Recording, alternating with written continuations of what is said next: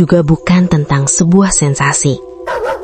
Ini tentang sebuah keluarga biasa yang tanpa sadar terlibat dalam peristiwa yang tidak pernah mereka pahami sepenuhnya. Aku adalah seorang kakak, dan adikku seorang perempuan yang sejak kecil dikenal lembut, penurut, dan jarang membantah orang tua. Hubungan kami sangat dekat.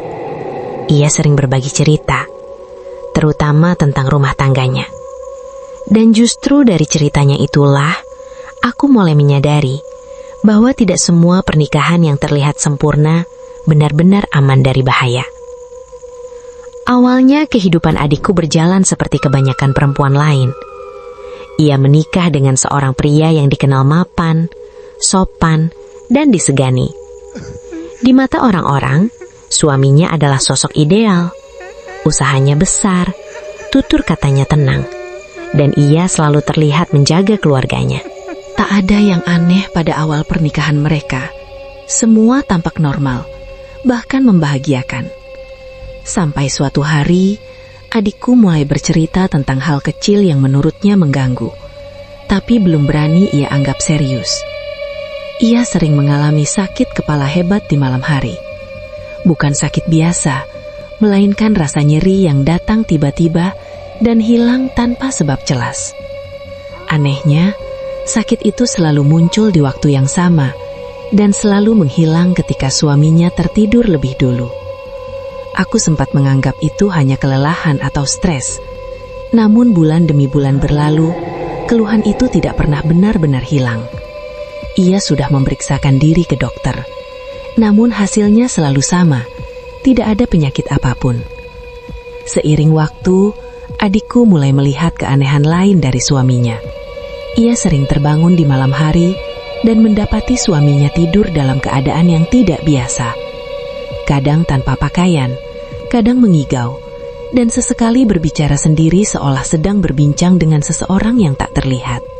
Setiap kali ditanya, suaminya selalu menjawab dengan tenang. Katanya, ia tidak sadar. Mungkin hanya kebiasaan lama atau sekadar mimpi buruk. Adikku memilih percaya. Ia tipe perempuan yang lebih suka menahan perasaan daripada memperbesar masalah. Namun tekanan batin itu perlahan menggerogoti dirinya. Ia merasa gagal sebagai istri, merasa tidak sempurna. Dan rasa bersalah itu tumbuh menjadi beban yang berat. Hingga suatu hari, adikku memutuskan untuk menginap di rumah orang tua kami. Katanya, ia hanya ingin menenangkan pikiran. Di sanalah kejadian yang tidak pernah ia lupakan mulai terjadi. Pada suatu malam yang dingin dan berkabut, ia mendengar suara tangisan dari luar rumah. Tangisan seorang perempuan, pelan tapi jelas. Saat ia memberanikan diri melihat keluar, ia melihat bayangan sosok perempuan di tanah kosong tak jauh dari rumah. Sosok itu tidak mendekat, tidak juga menghilang, hanya diam, seolah menunggu. Kejadian itu terulang beberapa malam, lalu tiba-tiba berhenti. Karena merasa tidak nyaman berlama-lama tinggal terpisah dari suami, adikku akhirnya memutuskan pulang. Aku mengantarnya malam itu. Rumahnya gelap, tidak seperti biasanya. Hanya satu ruangan yang masih menyala. Kami mendengar suara dari dalam kamar. Suara yang membuat langkah adikku terhenti. Ketika pintu kamar dibuka, kami melihat suaminya tidak sendirian. Ada sosok lain di ruangan itu. Awalnya aku mengira itu perempuan biasa, tapi semakin lama aku menatapnya, semakin jelas bahwa ada sesuatu yang tidak wajar. Gerakannya kaku, tatapannya dingin, dan sorot matanya tidak seperti manusia. Suasana berubah kacau. Adikku berteriak. Aku mencoba menariknya menjauh. Namun dalam hitungan detik, sesuatu yang tak masuk akal terjadi di hadapanku. Aku tidak akan menjelaskan detailnya.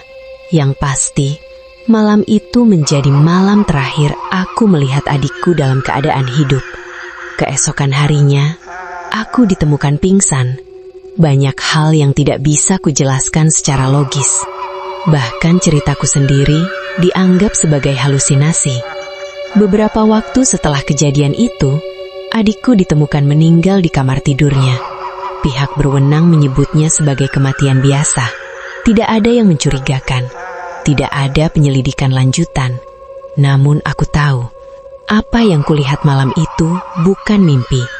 Yang lebih mengganggu, setelah kepergian adikku, kehidupan suaminya justru berjalan lancar. Usahanya berkembang pesat. Ia menikah lagi. Dan beberapa tahun kemudian, istrinya kembali meninggal dengan cara yang hampir serupa. Sejak saat itu, desas-desus mulai beredar. Tentang perjanjian, tentang tumbal, tentang sesuatu yang tidak boleh dilanggar. Tapi semua itu hanya bisik-bisik. Aku tidak punya bukti. Aku hanya punya ingatan. Dan hingga hari ini, satu pertanyaan masih menghantuiku. Berapa banyak yang harus dikorbankan demi sesuatu yang seharusnya tidak dimiliki manusia?